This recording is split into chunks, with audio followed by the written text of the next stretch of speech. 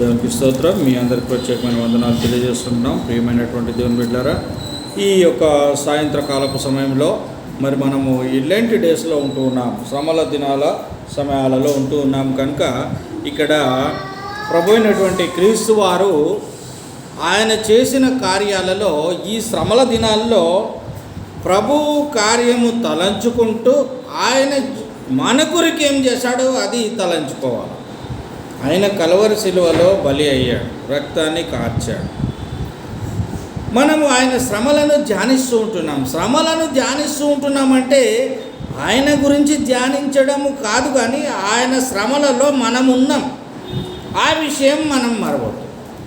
అక్కడ శ్రమల విషయంలో మనం ఎక్కడున్నాము అని కనుక చూసినట్టు కనుక అయితే మన ప్రతి అప్పును, అంటే అప్పు అనగా మనకుంటున్నటువంటి ప్రాబ్లమ్స్ ఏదైనా, అది రోగం కావచ్చు, ఉద్యోగం కావచ్చు, ఇంకా ఏదైనా కావచ్చు, వాటన్నిటినీ ఒక అప్పు కిందికి తీసుకుంటున్నాం. అంటే మనము అప్పు బాకీ ఉన్నాం. మన అప్పులనన్నిటినీ ఆయన తీర్చేశాడు ఆయన రక్తంతో. దేవునికి స్తోత్రం, హల్లెలూయా. మన అప్పులనన్నిటినీ ఆయన తీర్చివేశాడు. అదే విషయం ఇక్కడ ఏం మాట్లాడుతున్నాడంటే 28వ వచనంలో, ఎలాగుననే అప్పులన్నీ తీసేశాడు కనుక, మనకున్న ప్రతి సమస్యను తొలగించాడు కనుక, ప్రతి ఇబ్బందిని తీసేశాడు కనుక, అలాగుననే క్రీస్తు కూడా అనేకుల పాపములను భరించుటకు ఒక్కసారే అర్పింపబడి, మాటికి ఇంతకుముందు ఎట్లుండే అంటే ఓల్డ్ టెస్టమెంట్ ధర్మశాస్త్ర ప్రకారంగా చూసుకున్నట్టు కనుకైతే పాపం చేసిన ప్రతిసారి ఒక గువ్వనో ఒక మేకనో దేన్నో తీసుకొని పోయి బలివ్వాలి. అది పాత నిబంధన గ్రంథం, ధర్మశాస్త్రం, మోసే రాసిన ధర్మశాస్త్రం. పాపముకు ప్రాయచిత్తంగా రక్తము చిందించబడాలి కనుక, రక్తం చిందించబడాలి కనుక తప్పు చేసిన ప్రతిసారి పోయి రక్తం చిందించేవాళ్ళు. యేసు ప్రభు వచ్చిన తర్వాత, ఆయన కల్వరి శిలువలో తన ప్రాణాన్ని అర్పించిన తర్వాత ఒక్కసారే అందరి కోసం, సర్వ మానవాళి పాపాల కోసం ఒక్కసారే పరిశుద్ధ రక్తాన్ని ఆయన దారబోసాడు. దేవునికి స్తోత్రం, హల్లెలూయా. ప్రియమైనటువంటి దేవుని బిడ్డలారా, దేవుని సంగమా, మనం ఈ విషయాన్ని గమనించాలా. అదే అనేకుల పాపములను భరించుటకు ఒక్కసారే అర్పింపబడి తన కొరకు కనిపెట్టుకొని ఉండువారు ఎవరు? మనం. ఆయన కొరకు కనిపెట్టుకున్నటువంటి వారు మనం గనుక, వారి రక్షణ నిమిత్తము పాపము లేకుండా రెండవసారి ప్రత్యక్షమగును. దేవునికి స్తోత్రం, హల్లెలూయా. రెండవసారి ప్రత్యక్షమగును అంటే అర్థం ఏంటిది? ఎలా ప్రత్యక్షమవుతాడు రెండవసారి? ఆయన రెండవ రాకడలో రానంటున్నాడు. రెండవ రాకడలో రానంటున్నాడు కనుక పాపము లేనివాడుగా ప్రత్యక్షమవుతాడు. మరి మొదటిసారి పాపం ఉందా? మొదటిసారి కూడా పాపము లేదు. పాపమున్న నీ కొరకు, నా కొరకు ఆయన పాపిగా ఎంచబడ్డాడు. పాపమున్న నీ కొరకు ఆయన, నీ కొరకు, నా కొరకు పాపిగా ఎంచబడ్డాడు కనుక నెంబర్ 1 ఏంటిదంటే ఆయన రక్తం ప్రతి పాపము నుండి మనల్ని విముక్తిని గావించింది. ఒక్కసారి రక్తం చిందించండి, ఇప్పుడు మళ్ళా రక్తం చిందించిన అవసరం లేదు. ఎవరైతే తెలియకుండా ఉన్నారో వాళ్ళు బలులు ఇస్తున్నారు, వాళ్ళు గృహాలు కట్టుకున్న బలులు ఇస్తారు, ఇంకేదన్నా బలులు ఇస్తారు, ఏదన్నా ఇస్తారు, చివరికి తమ పిల్లలను కూడా బలులు ఇచ్చేటోళ్ళు కూడా ఉన్నారు. ప్రియమైనటువంటి దేవుని బిడ్డారా, దేవుని సంగమా, విషయాన్ని జాగ్రత్తగా మనం గమనించాలి. అది మొదటిగా చూస్తున్నాం. రెండవదిగా చూసినట్టు కనుక అయితే ఆయన మన పాపముల నిమిత్తం, ఇక్కడ ఇంకొక మాట చూస్తాం మనము, రోమాపత్రిక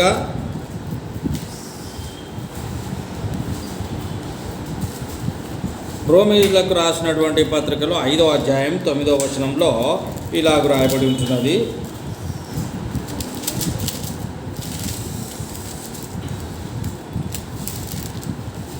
ఐదవ అధ్యాయం 9వ వచనంలో ఏమంటాడు? కాబట్టి ఆయన రక్తము వలన ఇప్పుడు నీతిమంతులుగా తీర్చబడ్డాం.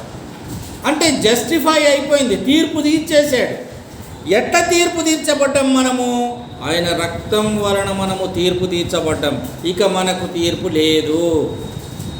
లేదు. కాబట్టి ఆయన రక్తం వలన ఇప్పుడు నీతిమంతులుగా తీర్చబడి మరింత నిశ్చయముగా ఆయన ద్వారా ఉగ్రత నుంచి రక్షింపబడదుము. ఉగ్రత నుంచి మనము రక్షింపబడ్డాము ప్రియమైనటువంటి దేవుని బిడ్డలారా. అంటే రాగల దినాలలో జరిగేటటువంటి నరకాగ్ని గుండానికి పాత్రలు కావాల్సినటువంటి వాళ్ళము నరకం నుంచి తప్పించబడి ఆయన ఉగ్రతకు పాత్రలం కాకుండా ఆయన ప్రేమకు పాత్రలం అయిపోయి మనం ఆయన రక్తంలో కడగబడ్డ నీతిమంతులుగా తీర్చబడ్డాము అని వాక్యము సెలవిస్తుంది.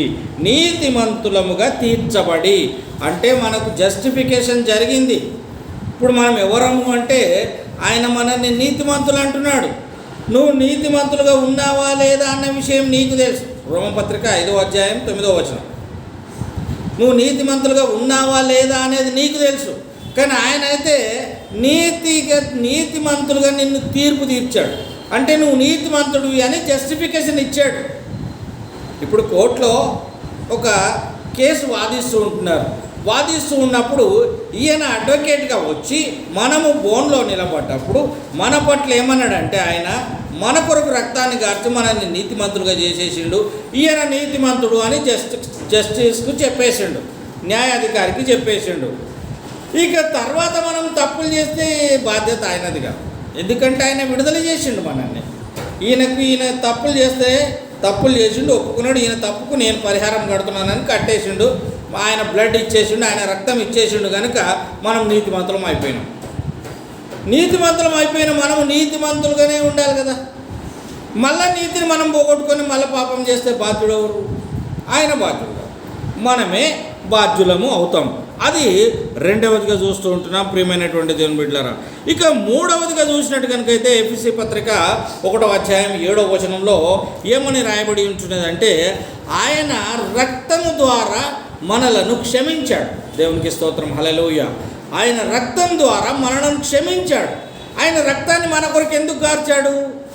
ఎందుకు ఆయన రక్తం కొరకు మన కొరకు ఎందుకు గార్చిండంటే మనల్ని క్షమించడం కోసం. అంటే మన తప్పులు మనం ఒప్పుకున్నాం, ప్రభువా నేను చేసింది తప్పే, నన్ను క్షమించు అని మనం ఎప్పుడైతే ప్రభు దగ్గర ఒప్పుకున్నామో ఆ ఒప్పుకున్నందుకు గాను ఆయన మూల్యం కట్టిండు. ఆ మూల్యం ఏంటిది అంటే రక్తం చిందించిండు ఆయన. ఆ రక్తం చిందించడం వలన మనకేం జరిగింది అంటే మనకు క్షమాపణ వచ్చింది. అంటే ఐఎమ్ ఫర్గివన్, నేను క్షమించబడినాను అన్న విషయం. మొదటిదిగా ఏంది? రక్తంలో అందరి కోసం ఆయన రక్తం గార్చాడు, అందరి పాపాల నిమిత్తం అందరిని క్షమించేశాడు. రెండవది ఏంటిది? ఆయన తీర్పు తీర్చేశాడు రక్తంతో. మూడవది ఏంటిది? మనల్ని క్షమించేశాడు ఆయన. ఇవి బాగా గుర్తుపెట్టుకోవాల్సినటువంటి విషయం. సిలువలో యేసయ్య రక్తం గార్చిండు, మనం పాటలు పాడతాం, ఇమ్మానుయేలు రక్తం ఇంపైన ఊటయు. ఆయన ఇంపైన ఊట ఏంటిది అది నీకు అర్థమైందా? పాట పాడితే సరిపోలేదు. ఇంపైన ఊట ఇది. అయ్యా నువ్వు రక్తం కాల్చినావు. మళ్ళీ ఇంకా పాడతాం మనం, అపరాధిని యేసయ్య అనే పాట పాడతాం మనం. అమూల్యమైన రక్తము ద్వారా మా పాపాలను కడిగినవని పాటలు పాడటం కాదు, పాటలు పాడేది. దాంట్లో నువ్వు ఉన్నవా, నీకు అర్థమైందా? అర్థమైతేనే నోరు తెరిచి పాట, లేకపోతే మూసుకో.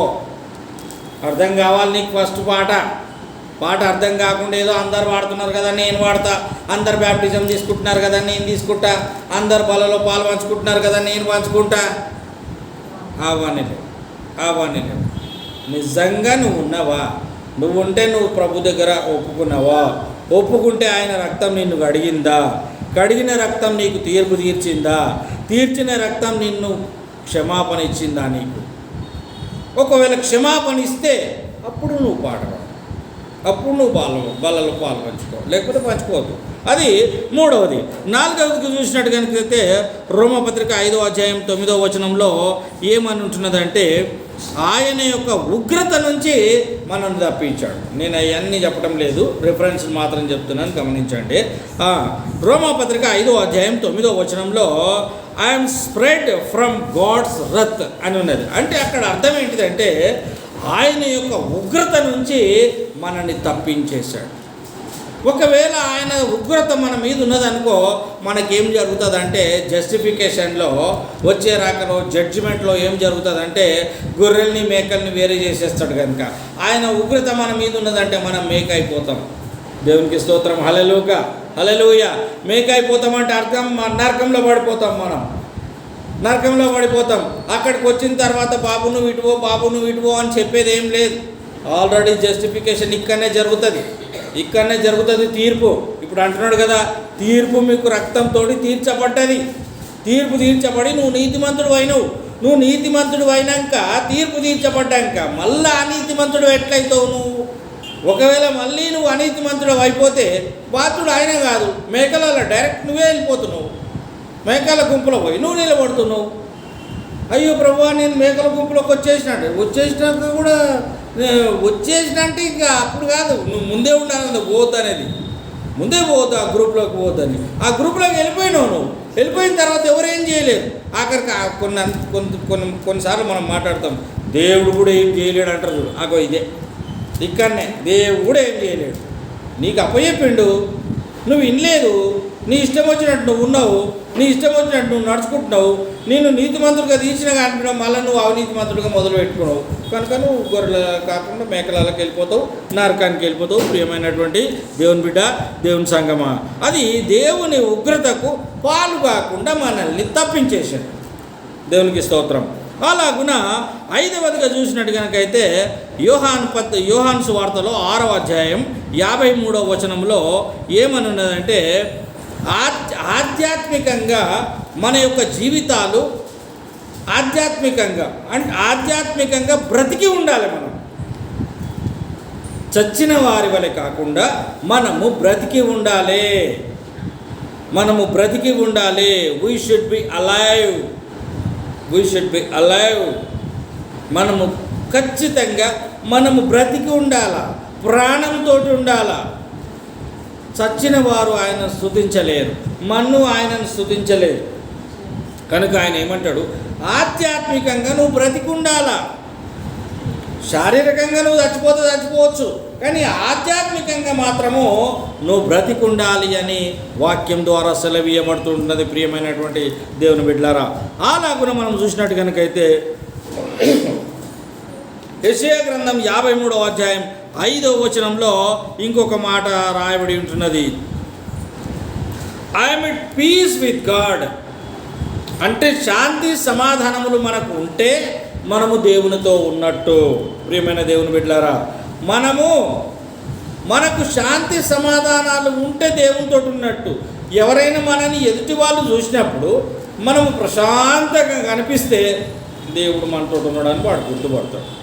మనం ప్రశాంతంగా కనిపించకుండా మన ముఖం ఒక రకంగా, మన మాట ఒక రకంగా, మన చూపులు ఒక రకంగా ఉన్నాయనుకో, దేవుడు లేడని అర్థమైపోతుంది. ఐఎమ్ పీస్ విత్ గాడ్ అంటే నేను సమాధానంతో ఉన్నాను. ఎట్లా? దేవుడితో నేను సమాధానముగా ఉన్నాననే విషయము ఇక్కడ యెషయా గ్రంథము 53వ అధ్యాయం 5వ వచనములో తెలియచేయబడుతుంటుంది. ప్రియమైనటువంటి దేవుని బిడ్డలారా, ఆ విధంగా మనం చూసినట్టు కనుకైతే యోవేలు పత్రికలో కూడా 3వ అధ్యాయము 21వ వచనంలో ఏమని ఉంటున్నదంటే, అక్కడ ఆయన రక్తము ద్వారా మనము శుద్ధి చేయబడ్డాము. ఏం చేయబడ్డాము మనము? చెప్పండి. ఆయన రక్తం ద్వారా మనం ఏం చేయబడ్డాము? శుద్ధి చేయబడ్డాము, పవిత్రపరచబడ్డాము, పరిశుద్ధపరచబడ్డాము. ఆయన రక్తం ద్వారా పరిశుద్ధపరచబడ్డాము. ఎప్పుడు పరిశుద్ధపరచబడుతున్నావు నువ్వు అంటే, ఎప్పుడు శుద్ధి చేయబడుతున్నావు నువ్వు అంటే, ఆ ముందు మనకు గుర్తుండాలి. సమాధానము, రక్తంలో కడగబడ్డం, రక్తంలో క్షమించడం, రక్తం అందరినీ, అవి గుర్తుండాలి. అవన్నీ గుర్తుంటే నీకు ఇది కూడా గుర్తుంటుంది. ఏ విధంగా నువ్వు శుద్ధి చేయబడ్డావు. ఇజ్రాయిల్ ప్రజలు రక్తము చేత శుద్ధి చేయబడ్డారు. అనగా ఇజ్రాయిల్ ప్రజలాగా, అనగా ఆయన ప్రజలు అంటే ఎవరు? ప్రజెంట్ మనము ఆయన ప్రజలం కనుక ఆయన రక్తము మనల్ని ఏం చేసింది? శుద్ధి చేసింది, పవిత్రపరిచింది, పరిశుద్ధపరిచింది, నీతిమంతులుగా తీర్చిదిద్దింది. అలాగే ఉండాలి మనం.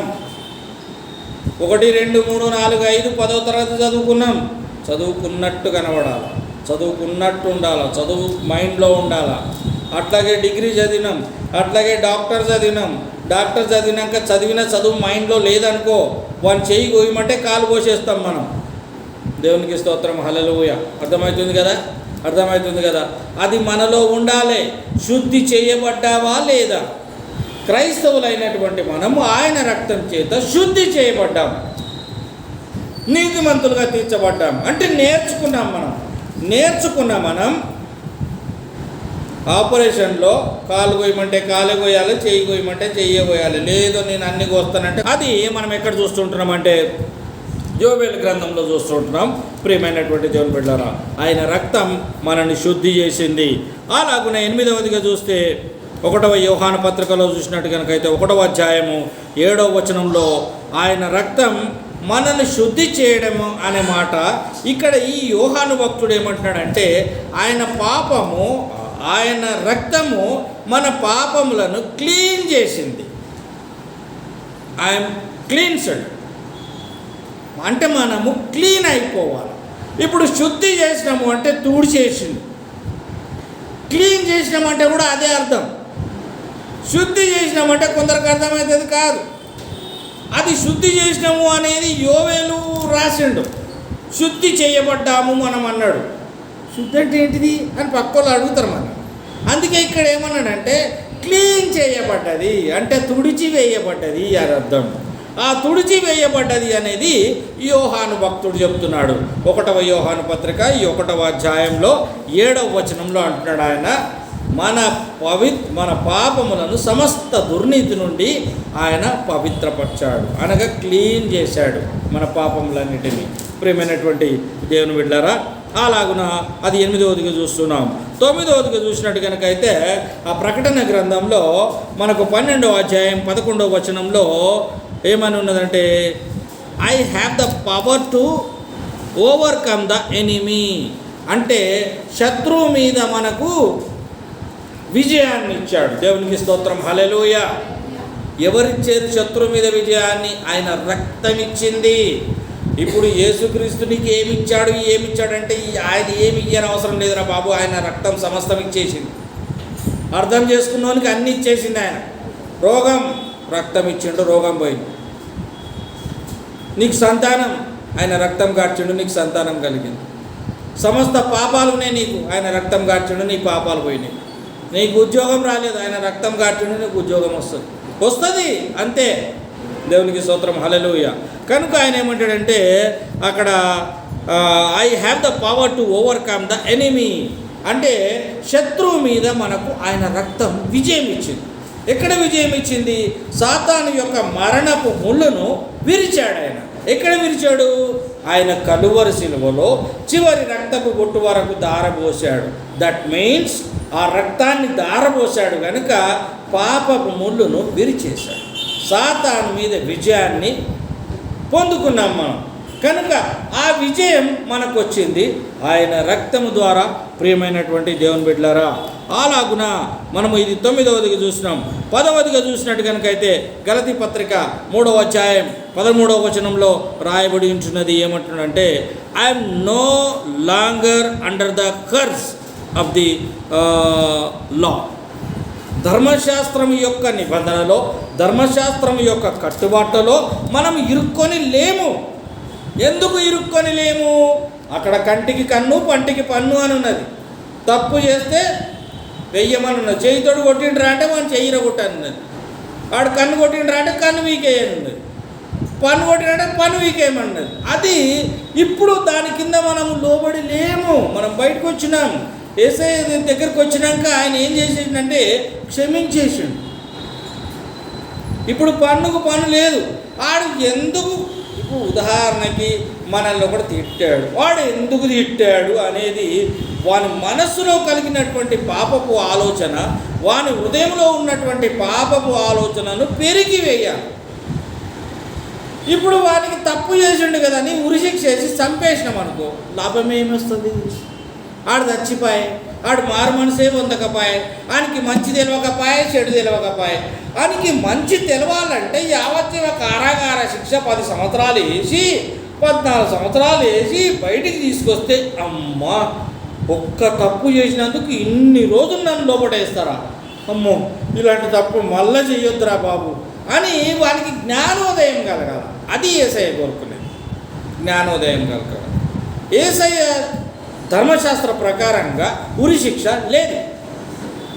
యేసయ్య ధర్మశాస్త్రంలో ఉరిశిక్ష లేదు. అదే పాత నిబంధన మోషే ధర్మశాస్త్రంలో ఉరిశిక్ష ఉన్నది, అమలు ఉన్నది. వాడు వినకపోతే రాళ్ళతోటి కొట్టి చంపేమని ఉన్నది. నడి రోడ్లో కొట్టి చంపేయాలి పని వినకపోతే.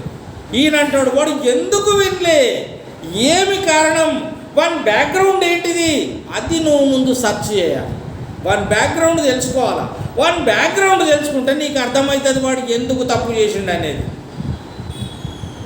ఆ విధంగా ఆయన బ్యాక్గ్రౌండ్ తెలుసుకోవాలంటే వాడిని 10 సంవత్సరాలు జైలు వేస్తే వాడు 10 సంవత్సరాల ఆలోచనలో పడిపోతాడు. ఆలోచనలో పడిపోయి చివరికి బయటికి వచ్చేటప్పటికి తప్పు తెలుసుకుంటాడు. బయటికి వచ్చినాక తప్పు చెయ్యడు. ప్రియమైనటువంటి దేవుని బిడ్డలారా, అదే విషయాన్ని అన్నాడు. ఆయన యొక్క శత్రువు మీద విజయం ఇచ్చాడు మనకు. ఒకటి, ఆ ధర్మశాస్త్ర సంబంధమైనటువంటి ఆ కట్టుబాట్లలో మనం లేము, మనము బయటకు వచ్చినాము. ఎప్పుడు నువ్వు నీతిమంతుడిగా తీర్చబడితే బయటికి వస్తావు. లేదు, నీతిమంతుడిగా తీర్చబడకపోతే ధర్మశాస్త్ర కట్టుబాట్లలోనే ఉండిపోతావు. అలాగే నువ్వు ఉండిపోయినావంటే నీ గురి శిక్ష ఖాయం, యావజ్జీవ కారాగార శిక్ష లేదు. దేవునికి స్తోత్రం, హల్లెలూయా. విషయాన్ని మనం జాగ్రత్తగా గమనించాలి ప్రియమైనటువంటి దేవుని బిడ్డలారా. అలాగే మనం చూసినట్టు కనుకైతే అది 10వదిగా చూస్తున్నాం. 11వదిగా చూసినట్టు కనుకైతే ఎఫ్ఎస్సి పత్రిక 1వ అధ్యాయం 7వ వచనంలో ఇలాగ రాయబడి ఉంటున్నది. I have been reclaimed from enemy. ఇక్కడ చూసినట్టు కనుకైతే శత్రుత్వం ఏదైతే మన మీదికి వచ్చి కూర్చున్నదో ఆ శత్రుత్వం అనేది మనలోంచి బయటికి వెళ్ళిపోవాలి. శత్రువుని క్షమించిన నీవు శత్రుత్వం నీలో ఉండకూడదు. నీలో శత్రుత్వం లేకపోతేనే నువ్వు శత్రువుని క్షమించగలుగుతావు. వారిని క్షమించినని చెప్తూ నీ లోపల మళ్ళా శత్రుత్వం అలాగే ఉందనుకో, నువ్వు క్షమించబడలేవు. కనుక అదే మాట యేసయ్య చెప్తున్నాడు. నీలో ఉన్న శత్రుత్వాన్ని నువ్వు తొలగిస్తే ఎదురుగా ఉన్నటువంటి శత్రువుని నువ్వు క్షమిస్తావు, వాడిని నువ్వు ప్రేమిస్తావు. అది మనము 11వది చూస్తుంటున్నాం. 12వదిగా చూసినట్టు కనుకైతే ఎఫ్ఎస్సి పత్రిక 2, 12, 13లో ఏమంటాడంటే మనము పాత నిబంధన ధర్మశాస్త్రానికి మనము బద్ధులమై ఉండగా కొత్త నిబంధనలోనికి వచ్చినాం. మనం ఎలాగొచ్చినాం కొత్త నిబంధనలోనికి? మనం కొత్త నిబంధనలోకి ఎలాగొచ్చినామంటే ఆయన రక్తం తీసుకొచ్చింది. ఆయన రక్తం మనని దాటించింది, ఆ కట్టుబాట్లలోంచి తీసుకొచ్చింది. ఆ పాత నిబంధన ధర్మశాస్త్రాన్ని కొట్టివేయడం లేదు కానీ సరిదిద్దడానికి వచ్చిన నిన్నాడు ఆయన, దాన్ని సరిదిద్దడానికి వచ్చినట్టాడు. కనుక కొత్త నిబంధనలోనికి వచ్చిన తర్వాత ప్రేమ, శాంతి, సమాధానములు ఆయన మనకిచ్చాడు. ఆ ప్రేమ, శాంతి, సమాధానములు మనలో నిలవరముగా ఉండాలి అని దేవుని వాక్యం ద్వారా చూస్తూ ఉంటున్నాం ప్రియమైనటువంటి దేవుని బిడ్డలారా. ఇంకొక చివరి మాట చూస్తూ ఉంటున్నాం మనము. 13వదిగా లేవికాండంలోనికి వద్దాం. లేవికాండంలోనికి వచ్చి ఆ వాక్యం కూడా చూద్దాం మనం ప్రియమైనటువంటి దేవుని బిడ్డలారా, దేవుని సంగమా. లేవికాండం లోపల 17వ అధ్యాయం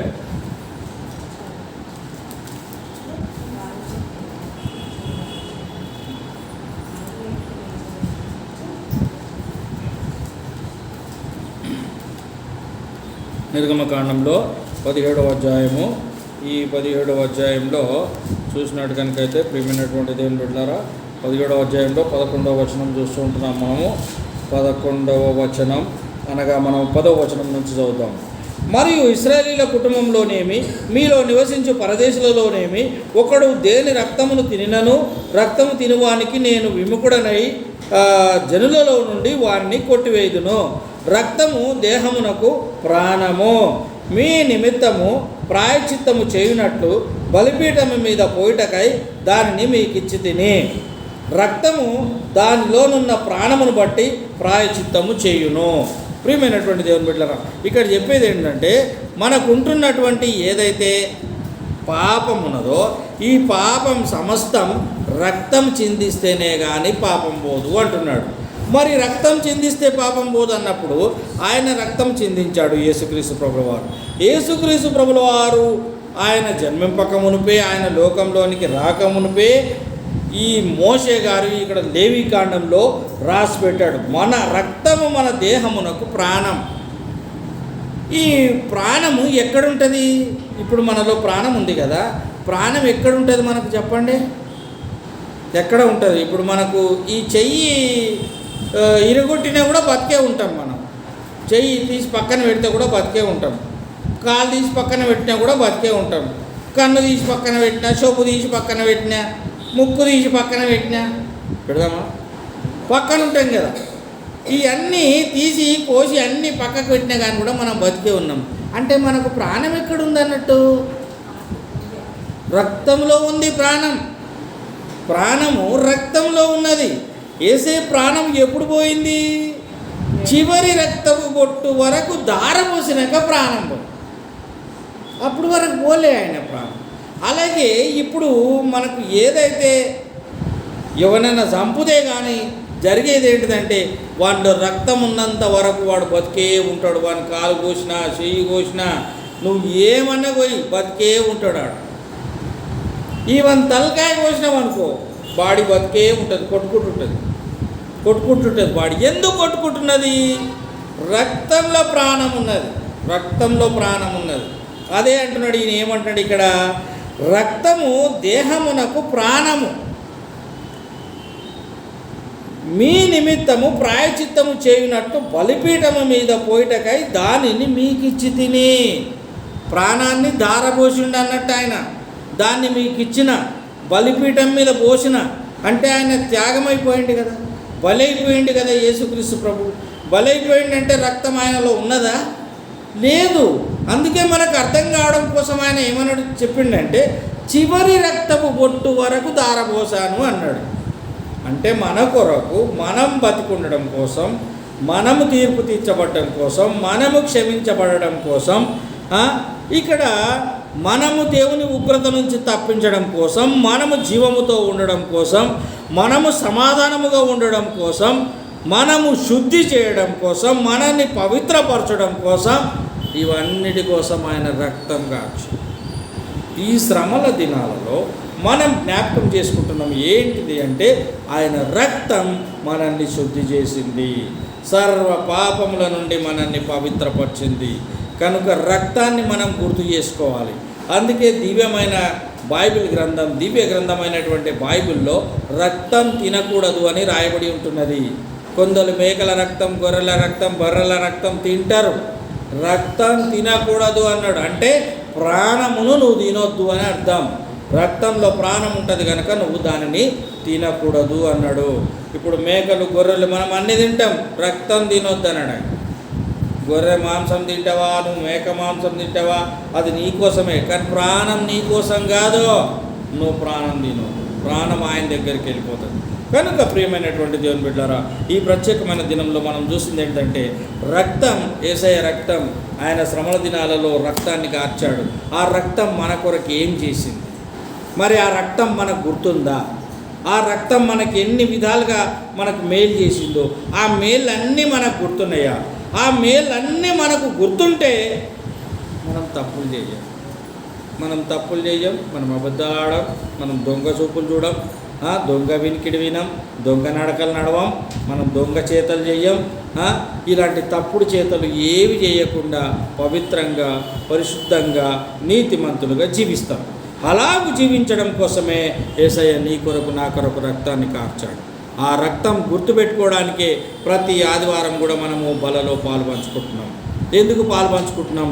నేను నీ కొరకు రక్తం కార్చాను, నన్ను జ్ఞాపకం చేసుకున్నటకాయ దీనిని చేయుడి అని చెప్పాడు ఆయన. ఆయన జ్ఞాపకం చేసుకోవాలి. ఆయన జ్ఞాపకం చేసుకుంటున్నాము అంటే ఆయన పనులు జ్ఞాపకం రావాలి మనకు. ఇప్పుడు మన నాన్నను జ్ఞాపకం చేసుకుంటాం. మనం జ్ఞాపకం, ఇప్పుడు అది ఏమంటారు, అది మెమోరియల్ డే చేస్తాం కదా. మెమోరియల్ డే చేసినప్పుడు మన తల్లిదండ్రులను, మనలో జ్ఞాపకం చేసుకుంటాం. జ్ఞాపకం చేసుకున్నప్పుడు తండ్రి చనిపోయిన దినము గుర్తు చేసుకుంటూనే ఆయన ఏమేమి మంచి కార్యాలు చేసిండో అవన్నీ గుర్తుకొచ్చేళ్ళకి మనకి ఏడుపు వస్తుందా లేదా?